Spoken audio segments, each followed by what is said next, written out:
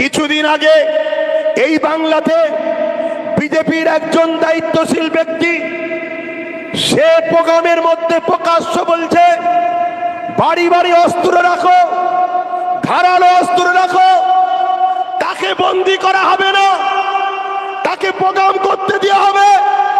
পূর্ব মেদিনীপুরের শুভেন্দু অধিকারী কিছুদিন আগে টিএমসির ক্ষেতেরই ফসলছে, টিএমসি তাকে খাইয়ে দাইয়ে মোটা করেছে।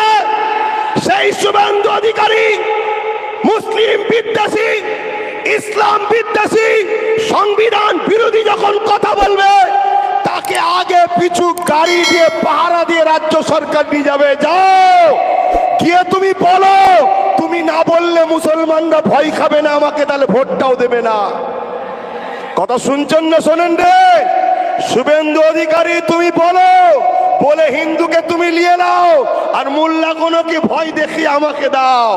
এই যে সেটিং এর রাজনীতি তাদের চলছে, বিজেপি তাকে প্রমাণ করতে চাইছে আমরা হিন্দু দরদি। এটা প্রমাণ করতে হবে। রেল বিক্রি হয়ে গেছে, চাকরি আমার হিন্দু ভাইদের গেছে।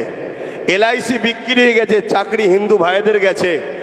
এটা প্রমাণ করতে হবে, তাদেরকে বুঝাতে হবে যে আপনাদের ঘরে ঠকানো হচ্ছে।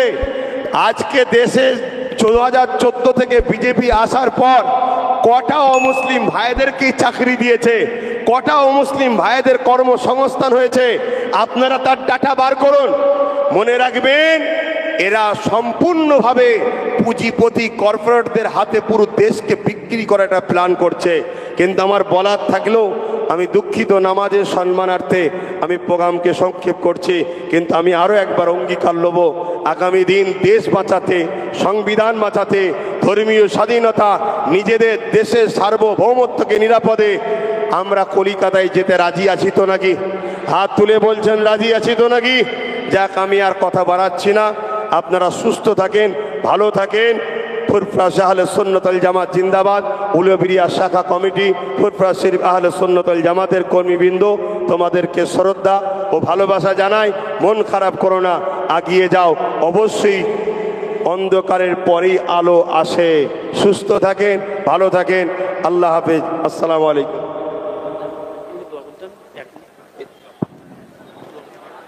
এখানে ইমাম সাহেব কে আছে?